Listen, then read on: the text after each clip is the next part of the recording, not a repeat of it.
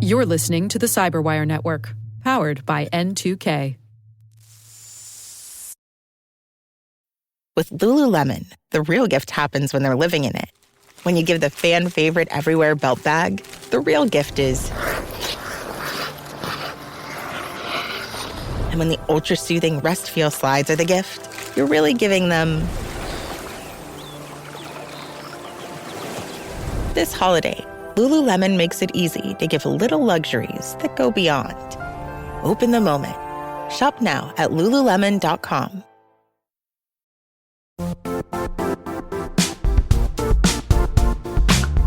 Hey everybody, Dave here. I want to talk about our sponsor, LegalZoom. You know, I started my first business back in the early 90s, and what I would have done to have been able to have the services of an organization like LegalZoom back then.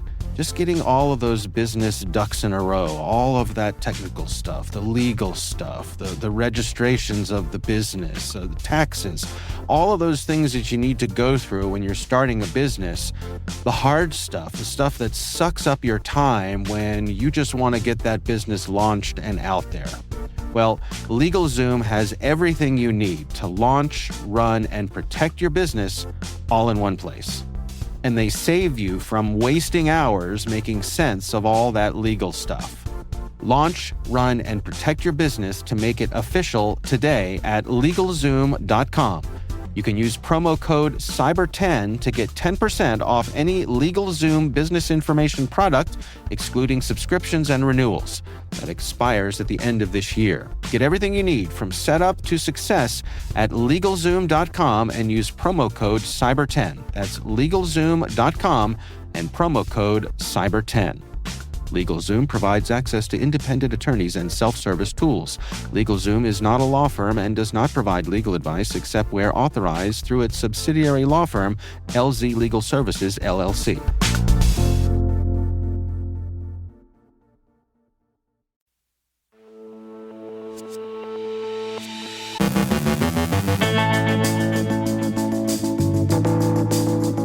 A Wired investigation uncovers the ease of tracking U.S. military personnel.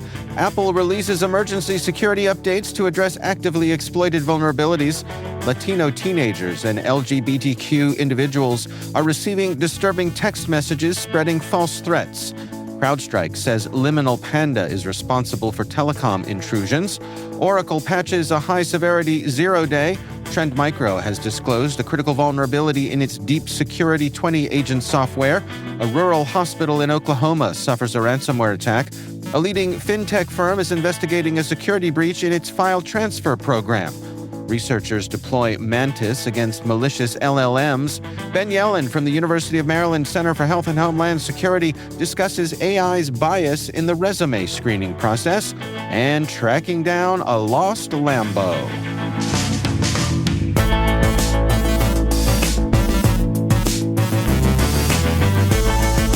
It's Wednesday, November 20th, 2024. I'm Dave Bittner, and this is your Cyberwire Intel Briefing.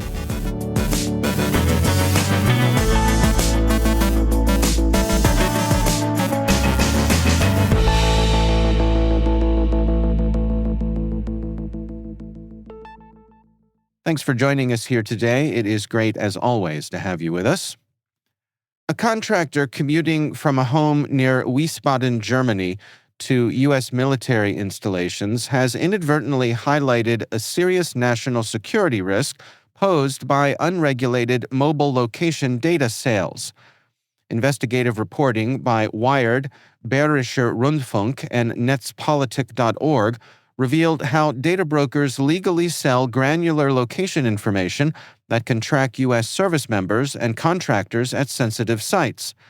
The revelation stemmed from a dataset obtained from Florida-based DataStream Group containing billions of location signals tied to mobile advertising IDs. For 2 months in 2023, the dataset tracked devices at critical installations, including Lucius D. Clay Kaserne, the U.S. Army's European headquarters, and Buchel Air Base, home to U.S. nuclear weapons. Detailed movement patterns were observed, such as daily commutes, weekend activities, and even stops at local brothels. The risks are profound. Foreign adversaries or terrorists could exploit such data to identify personnel with sensitive access, uncover base vulnerabilities, or plan attacks. Patterns could reveal guard schedules or entry points, while personal habits might expose individuals to blackmail or coercion. Efforts to regulate the data broker industry in the U.S. have faltered. The Fourth Amendment is Not for Sale Act, which would ban federal agencies from buying such data without a warrant, remains stalled in Congress. Meanwhile, the Federal Trade Commission plans to file lawsuits recognizing U.S. military installations as protected sites, but broader protections remain absent. The Department of Defense acknowledges the risks of geolocation data, but has largely deferred responsibility to service members through operational security protocols. Critics argue this approach is insufficient given the pervasive integration of mobile technology into daily life. Researchers emphasize that the systemic sale of mobile location data undermines privacy and creates substantial vulnerabilities for national security, with experts like Ron Wyden, U.S. Senator from Oregon, calling the industry's practices outrageous. The investigation underscores the urgency of regulating data brokers, tightening operational security, and safeguarding the privacy of military and intelligence personnel. Without action, adversaries could exploit this data to threaten U.S. personnel and operations, escalating the risk to national and international security. Meanwhile, the U.S. Government Accountability Office has urged Congress to establish a federal office to ensure consistent safeguards for civil rights and liberties in government use of personal data. A GAO report highlights uneven data protection practices across 24 federal agencies, with many lacking policies to address civil liberties. Emerging technologies like facial recognition and AI amplify privacy risks, including bias and misidentification.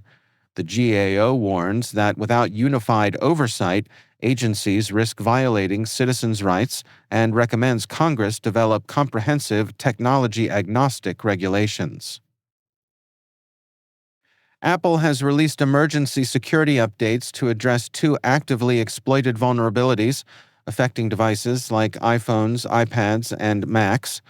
These updates fix JavaScript core and WebKit flaws, enabling code execution and cross-site scripting.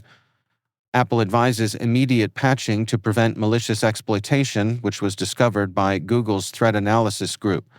Older Macs with Intel processors are specifically called out in the update.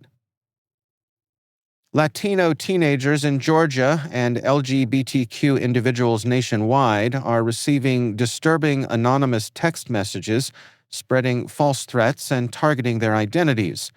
Messages sent to Latino students claim they are set to be deported by Immigration and Customs Enforcement, ICE, while others tell LGBTQ individuals to report to re-education camps. ICE has denied involvement, stating these messages do not align with its operations. Santiago Marquez of the Latin American Association reported multiple concerned calls from parents whose children received such texts. One screenshot detailed ICE enforcement via a brown van. LGBTQ individuals, including a lesbian business owner, received text messages referencing discriminatory re-education under a fabricated presidential directive. The FBI is investigating these incidents, which resemble earlier racist messages targeting Black Americans. Advocacy groups emphasize the harm caused, especially to vulnerable teens and marginalized communities. Crowdstrike has identified a new Chinese cyber espionage group, Liminal Panda, responsible for telecom intrusions previously attributed to Light Basin. Active since 2020, Liminal Panda targets telecom providers in countries linked to China's Belt and Road Initiative, gathering network telemetry and subscriber data for intelligence, not financial gain. Using advanced tools and exploiting telecom interconnectivity, the group breached networks in Asia and Africa. While linked to Chinese state-sponsored tactics, definitive attribution remains inconclusive. Crowdstrike recommends enhanced network access controls, password policies, and monitoring to mitigate risks. Oracle has released patches for a high-severity zero-day vulnerability in Agile Product Lifecycle Management, which has been exploited in the wild. The flaw, with a CVSS score of 7.5, allows unauthenticated attackers to remotely access files under the application's privileges via HTTP. Oracle credited Crowdstrike researchers Joel Snape and Lutz Wolf for identifying the issue. Oracle urges customers to apply updates immediately to mitigate the risk of critical data exposure or full system access. Trend Micro has disclosed a critical vulnerability in its Deep Security 20 agent software. The flaw, rated 8.0, allows attackers with low-privileged access to inject remote commands and execute arbitrary code. Trend Micro has released patches to address the issue and urges immediate updates. Organizations should also review access policies to prevent exploitation. Great Plains Regional Medical Center in Oklahoma suffered a ransomware attack in September, compromising the personal data of just over 133,000 individuals. The attack, which impacted the hospital systems between September 5th and 8th, led to partial restoration, but left some patient data unrecoverable. Exposed data included names, health details, and social security numbers. Rural hospitals like Great Plains face heightened risks due to limited cybersecurity resources, making them targets for attackers. Experts urge increased federal support and public-private partnerships to bolster defenses against such threats. Finastra, a leading fintech firm serving top global banks, is investigating a security breach in its file transfer platform, potentially exposing sensitive client data, Krebs on Security reports. Hackers, operating under the alias Abyss Zero, claim to have stolen over 400 gigabytes of data and listed it for sale on cybercrime forums, targeting Finastra's banking clients. Detected on November 7th, the breach involved credential compromise but no malware deployment. Finastra assured customers its operations remain unaffected, launching an alternative secure file-sharing platform. Investigations continue to determine the scope of the theft, and impacted customers will be notified directly. The cybercriminal, who initially listed data for $20,000, abruptly vanished, with their online accounts deactivated. Finastra had previously been hit with ransomware back in 2020. Researchers at George Mason University have developed a novel defense system they're calling Mantis to counter cyber attacks conducted by large language models. Mantis uses deceptive techniques to lure malicious LLMs into engaging with decoy services, such as fake FTP servers. The system embeds prompt injection attacks in responses to manipulate and disrupt the attacker's strategy. By exploiting the iterative process used by attacking LLMs, Mantis can redirect their actions, waste resources, and even create reverse shells to compromise the attacking system. Mantis employs both passive and active defenses, achieving a success rate above 95%. Passive strategies raise the cost of attacks, while active defenses target the attacking AI directly. The vulnerability exploited, prompt injection, is a fundamental weakness in LLMs, difficult to patch without diminishing their utility. This innovation highlights the potential for using AI's own methods against it, marking a significant step in AI-driven cybersecurity defenses.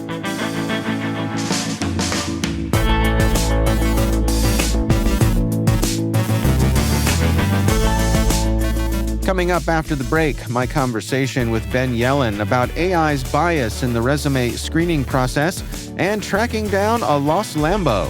Stay with us.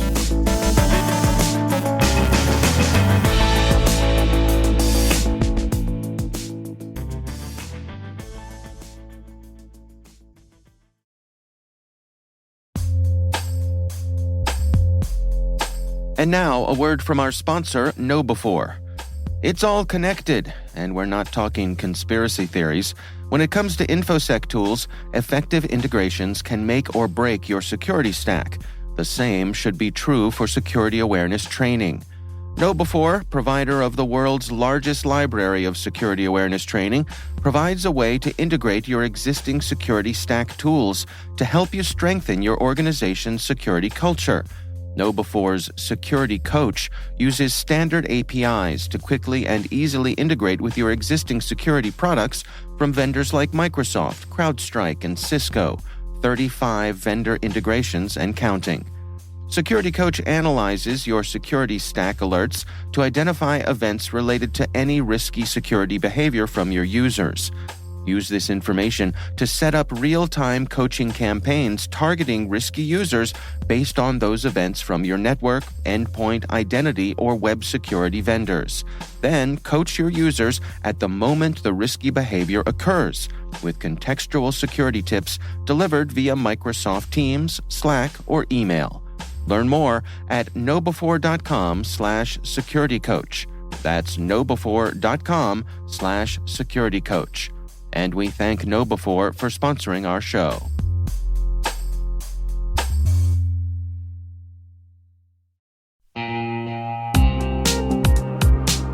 Do you know the status of your compliance controls right now? Like, right now.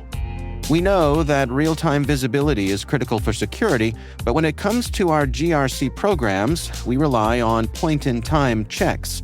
But get this. More than 8,000 companies like Atlassian and Quora have continuous visibility into their controls with Vanta. Here's the gist. Vanta brings automation to evidence collection across 30 frameworks, like SOC 2 and ISO 27001. They also centralize key workflows like policies, access reviews, and reporting, and helps you get security questionnaires done 5 times faster with AI. Now that's a new way to GRC. Get $1,000 off Vanta when you go to vanta.com/cyber. That's vanta.com/cyber for $1,000 off.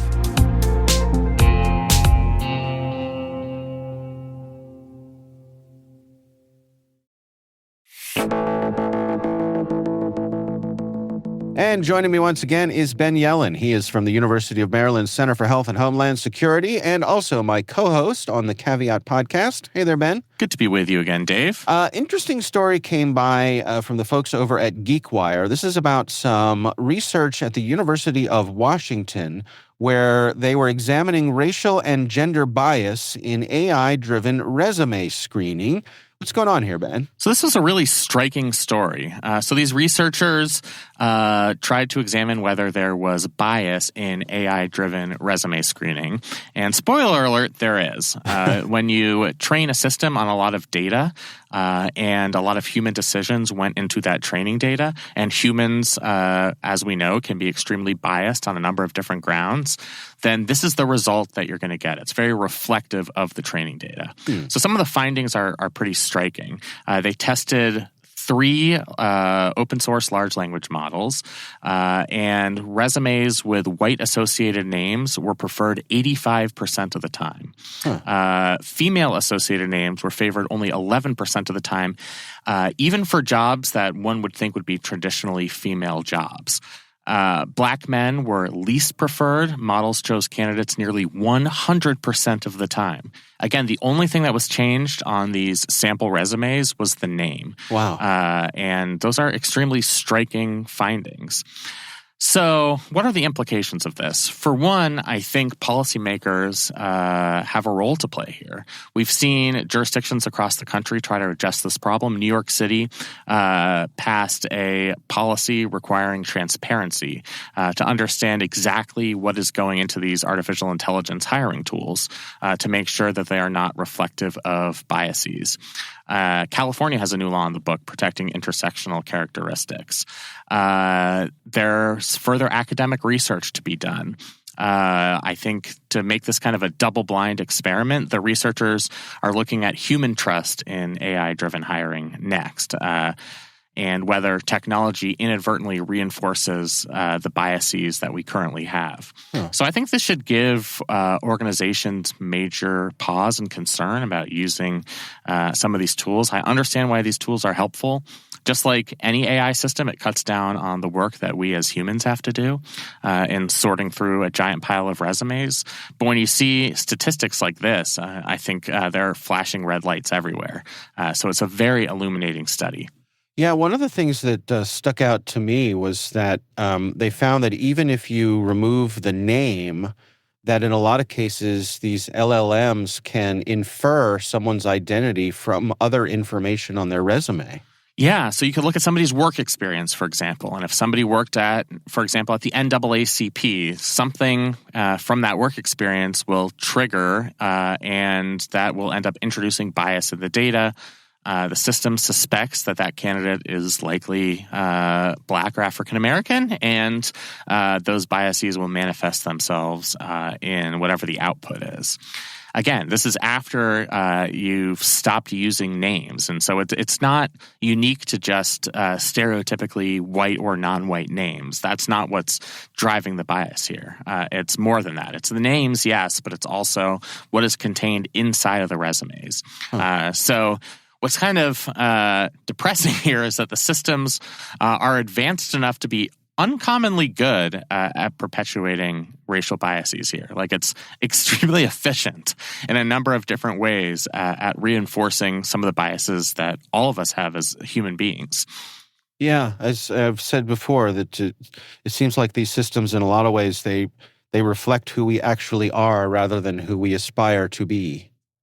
Yeah, it's sort of depressing that we thought that machines could solve a lot of our problems.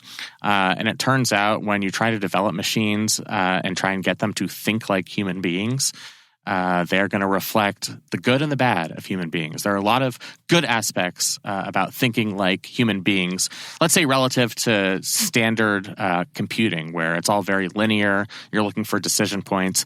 Thinking like a human being is great, making these neural connections from a bunch of different stimuli, but it comes with the negative, and this is the negative being manifest here. You know, it reminds me of a story I heard about folks auditioning for symphony orchestras, or even auditioning for colleges, elite music colleges, that they found that there was a lot of gender bias in the hiring or the acceptance of musicians who are auditioning, by playing their instrument in front of a panel of judges. So the first thing they did was they put up a black curtain on the stage so that the person playing would walk out behind the black curtain, sit down, play their instrument, and be judged. We should use some of the chairs they use on The Voice that are reversible so that they can't see the person. Well, so my understanding of the story is that the curtain helped a little bit, but what they ultimately learned was that they also had to put carpet on the floor because the judges could hear the way the people walked. And women's shoes sound different from men's shoes. And so the click, click, click of, for example, someone in heels is different from a man in dress shoes. And they were implying things just based on that. So it's tricky. It's very tricky. It's so hard to completely root out these biases. I think some people just kind of want to throw up their hands and say, well, humans are more biased than these machines, even after understanding what these studies are showing. So despite the deficiencies of these systems, we should still use them. And I think we have to work beyond that and say we now know how policymakers are reacting to biased AI systems. We have tools potentially to help root out some of the discrimination that we're seeing here. And I think it's incumbent upon us to at least consider the use of those tools through things like regulation, requiring transparency, et cetera. Yeah. All right. Well, again, it's a study from the University of Washington and written up by the folks over at GeekWire. We will have a link in the show notes. Ben Yelin, thanks for joining us. Thank you.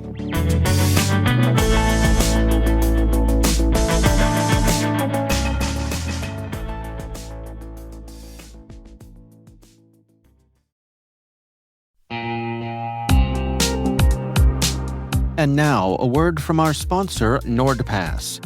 NordPass is an advanced password manager from the team behind NordVPN, designed to help keep your business safe from data leaks and cyber threats. It gives your IT professionals control over who has access to your company's data and makes it easy for everyone else on your team to use strong passwords. Right now, you can go to www.nordpass.com/cyberwire for 35% off the NordPass Business Yearly Plan. Don't miss out on that.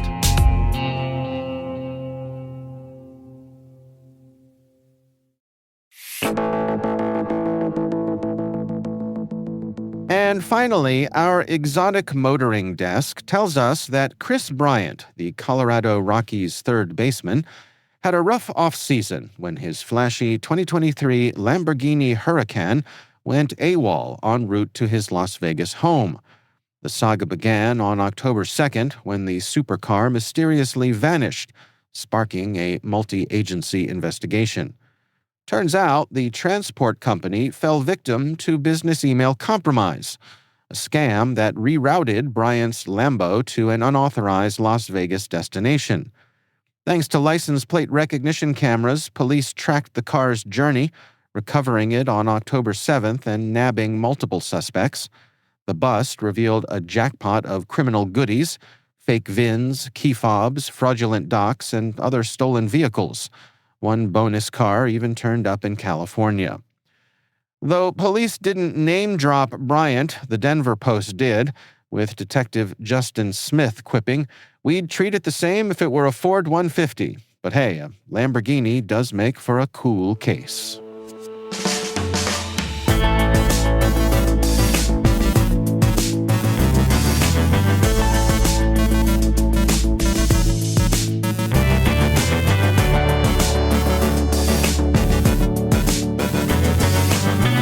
And that's the Cyberwire.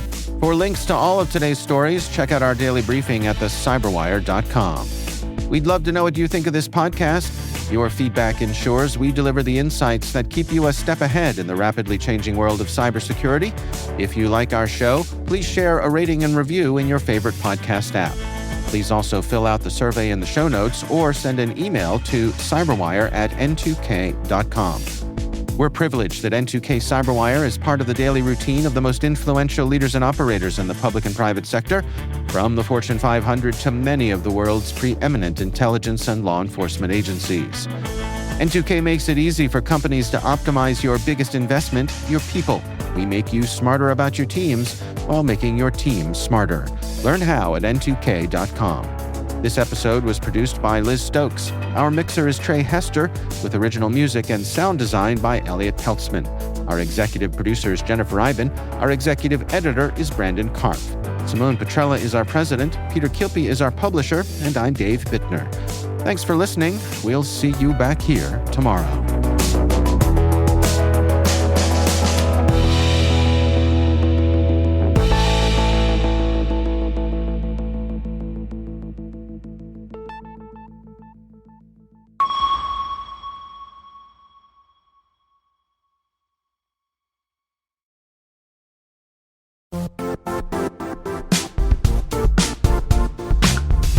The IT world used to be simpler. You only had to secure and manage environments that you controlled. Then came new technologies and new ways to work.